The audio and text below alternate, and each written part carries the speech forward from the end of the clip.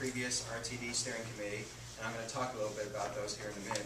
And the other side is dealing with the our commuter corridor study. And we actually have a new name and everything that we're going to unveil today for that.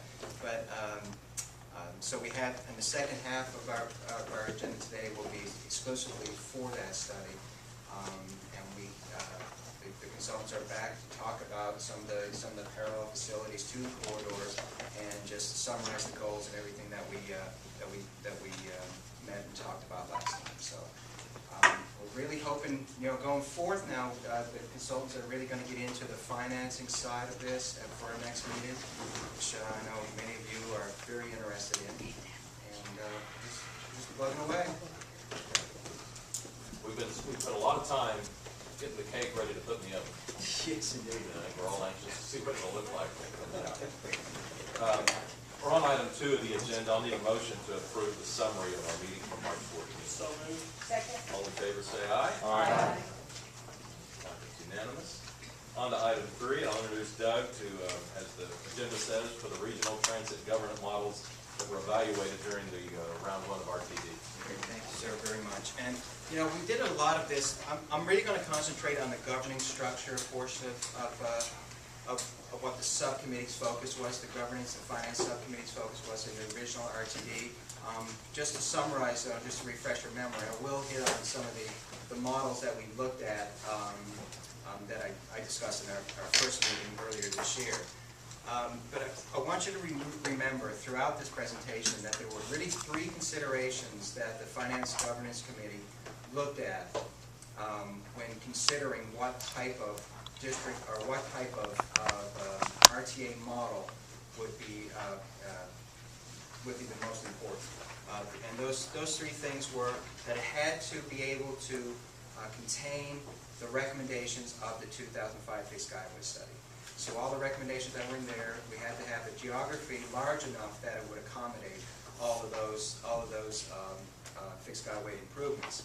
Secondly, we would obviously need to be able to generate the necessary tax base to fund and maintain the fixed skyway improvements from the 2005 Fixed Skyway Study. And third, certainly not least, is that we wanted to make sure that there was equity in this whole discussion that we're having. Some of that was selfish in that we know that those that are not going to receive a transit benefit are probably ultimately not going to be in favor and vote for the formation of an authority. So we wanted to make sure that the boundary was large enough to cover the needed tax base, but small enough that people within the boundary would receive an actual transit benefit. So, we went through this flow chart. I didn't put this up here to scare you. Well, maybe I did. But I just wanted to show you, and this is in your packet, so you can get your magnifying glass out later on and have a look at it. But I just wanted to just to show you and illustrate that there was a lot of thought and effort that went into the final selection of the district model that we chose. But we did look at 2 other models before we chose the district model. The first was the countywide model, and if you use the 3 criteria that we were using to evaluate the different models, you can see that certainly the county model was able to accommodate the fixed skyway study. It certainly was large enough for the generated tax base, but we had issues with the equity issue. There's a lot of rural areas in both Cleveland and Oklahoma counties, for example, that obviously would not receive that transit benefit. So this one was pushed to aside, pushed aside. The city model was one, and this is one like that Dallas has. There would be an election at each individual's entity within the boundary.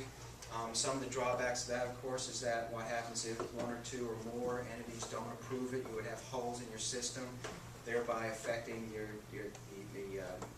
the tax base that you would have, as well as the ability to include the entire fixed skyway improvement.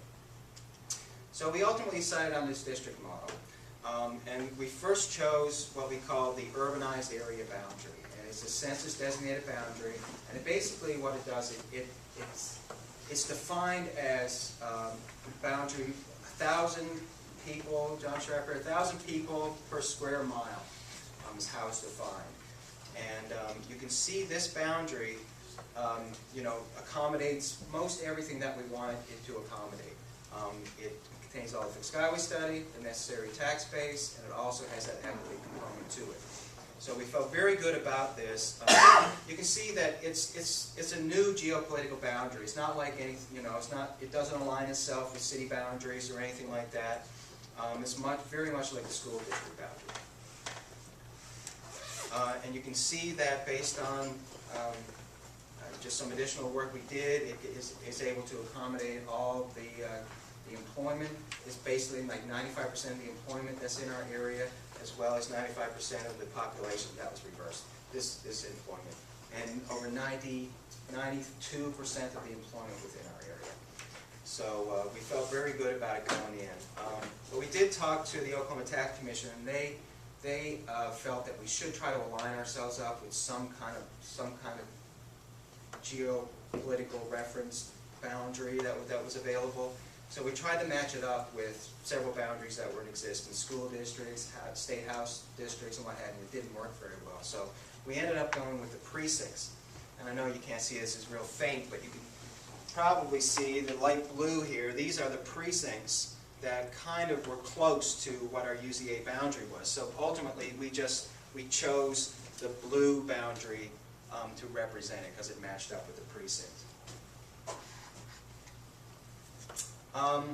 So that's really, this is, as we sit today, this is our district model, that district boundary that the original RTD recommended. And then, about the sub-district considerations and how to subdivide this whole thing. And we really wanted to make sure that we had a small number of sub-districts, as we didn't want it to be very overly cumbersome. The larger the district gets, the more cumbersome it can be. Yes, sir. Later in the presentation, you're going to talk about how the district is legally created, or have we already covered that? We have not covered that, and that is something that I'm hoping later on this agenda we're going to talk about a little more. The formation of a working group or whatever to help in. Well, I didn't mean so much I literally meant just the legal creation, boundaries, etc. But that's yeah. Go ahead. But you're right. I mean, I think ultimately it would have to be created. Like Denver, that has that district model, the actual boundary itself is created in state statute. I mean, there's the language is in there. So the sub-districts. So we're trying to decide, how many sub-districts we should have, and keeping in mind that we don't want to be too cumbersome, to have too many sub-districts to be cumbersome. And we also wanted to make sure that there was equal representation within those sub-districts to ensure equitable distribution and equal support. So we looked at 3 different models, well, more than that, but we ultimately settled on 3 scenarios. The first was a 5 sub-district model. This one you can see it really aligns itself in we have a north, east, and south district, and then on the west side we subdivided that into 2, and it had a population of roughly 173,000 in each of the sub-districts. We looked at a 7 sub-district, and this one we looked at several versions of this, but ultimately we decided on one that had very recognizable north, east, south, and west districts, and in 3 districts in the central part of the region, subdivided by population. And each of these sub-districts represent about 124,000. But ultimately, the subcommittee recommended, and there was consensus on the steering committee for a 9 sub-district board. And you can see the way this one was subdivided was there was a lot of thought given into making sure that we didn't subdivide municipalities. We tried to avoid that wherever possible. Oklahoma City, obviously, where is actually in 6 of these sub-districts. So obviously that was not going to be possible. But other cities, it contained whole parts of municipalities. So this ultimately was chosen, and it had a population of about 100 grand in each. Now, this is really what I wanted to get into today. There was a lot of discussion at the subcommittee level and ultimately at the steering committee level about whether the officials that serve on this RTA would be appointed or elected. Elected, some of the drawbacks were, name recognition, like electing county judges, that type of thing. There was a concern that that people would not know who they're voting for, and it would not be, great success at the ballot box. So that was an issue, and ultimately the committee, correct me if I'm wrong, those who were on the last steering committee, there was consensus that appointments may be the correct way to go. And the subcommittee developed 3 scenarios for review by the committee. And the other point I would want to make, that there was a strong consensus by the steering committee that the appointments should be made by those in the region, meaning that there was not a whole lot of consensus for the governor having the authority to make those appointments, that those appointments should be made within. All right, this is where it gets, you have a map in front of you. Please get that out, because you're going to need this, because it gets kind of hard to follow. It's a little convoluted, I don't mind saying it, but it does make sense, I promise you. But what we did in this map right here, we basically broke out the population by sub-district. You guys got that? Should be in your package. But we broke it out by population, and this is useful for how we develop the scenarios.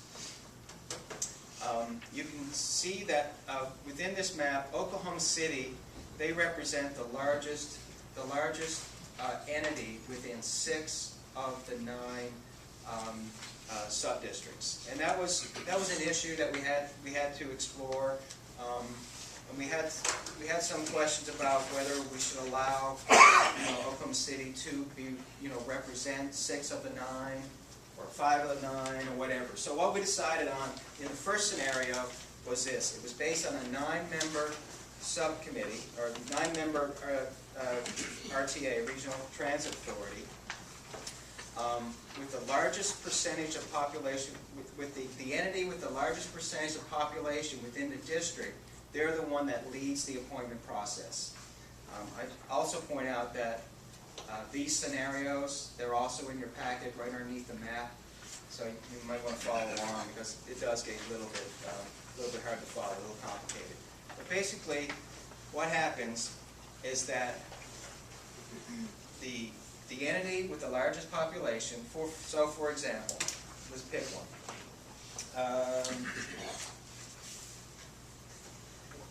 Let's pick District B. Oklahoma City, 84%, the Village, 12%, Nichols Hills, 4%. In this scenario, what happens is that Oklahoma City mayor would nominate a member to serve as a delegate. It would then go to the governing body, the Oklahoma City Council, for approval, and assuming there is approval, that then would go to the other entities that are within the sub-district, meaning that the Village and Nichols Hills would then have the opportunity to pass a resolution in support of that nomination. The genius in all this is that, I guess the hope is that the mayor would not make that recommendation in the vacuum, that he would involve those other 2 entities to come to some consensus on what that appointment should be.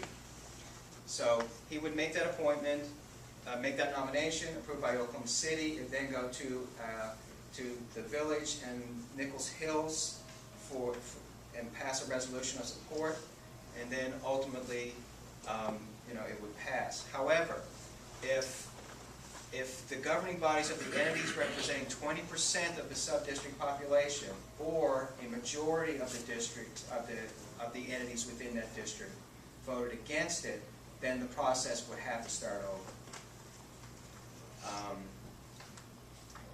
Now, if the sub-district, they could not satisfy a nominee after 6 months, then ACOG would step in and help mediate.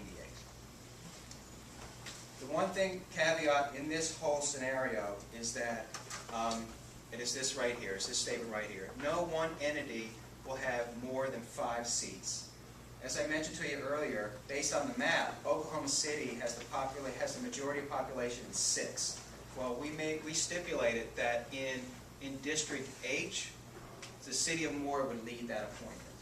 So that way, Oklahoma City would lead the discussion in 5 as opposed to 6. So as a result, you would have the largest entity in each sub-district. You'd have Oklahoma City with 5, Edmond with 1, Norman 1, Midwest City 1. And of course more. Thank you. Good night. Well, you think this is bad. You should try writing this stuff. Yeah, we spent a lot of time on it. I know it's extremely complex, but when you're dealing with appointments in this many entities, it's very difficult to decide who makes that appointment if it's not some external person or group. Did you have a model that you used, another community, or did you compile different communities' best scenarios? How did you? When we say different communities outside this region, like other cities, Right. no, we did not.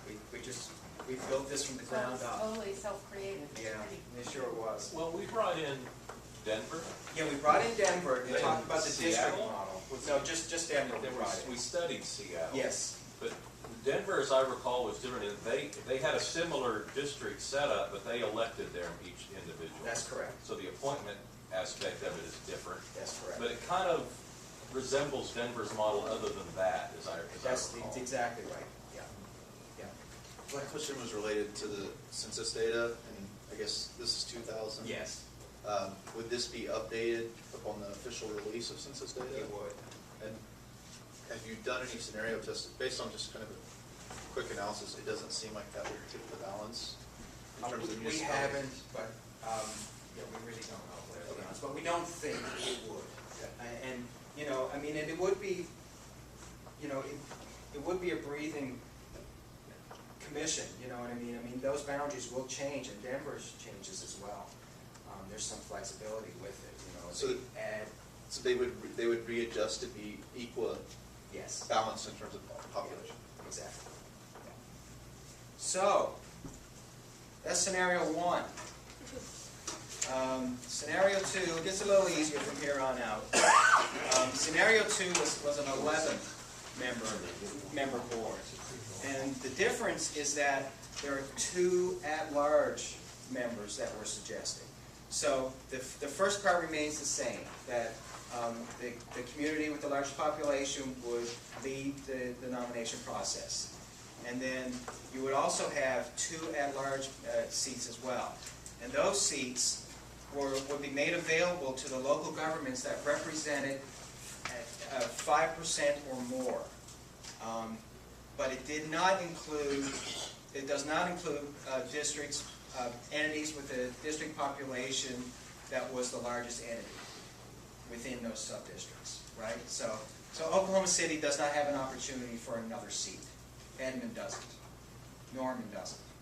It is only those that do not lead the nomination process that have the opportunity to get an at-large seat. And one of the caveats for this is that it's rotated. They'll start, for example, they would start Mustang in the Village would get it, but they would not have an opportunity to get another at-large bid until all the others, Yukon, Del City, Choctaw, Bethany, and War Acres, until they had that at-large seat. So what would happen in the case, you know, so Mustang and the Village it was their time to get their at-large seats. Their city council, their governing body would approve that person. Any questions on that? So it's all the same, with the exception of 2 at-large to be distributed amongst the smaller members within the districts. Okay? Doug, what's the length of the appointment? Is it 1 year? That, we really never got to that point, Ken, to be honest with you. That's yet to be determined. Scenario 2B was kind of just a little different in that what would happen in this scenario would be that, again, there would actually be 6. No one entity can get any more than 6, that control the nomination process in more than 6 subdivisions.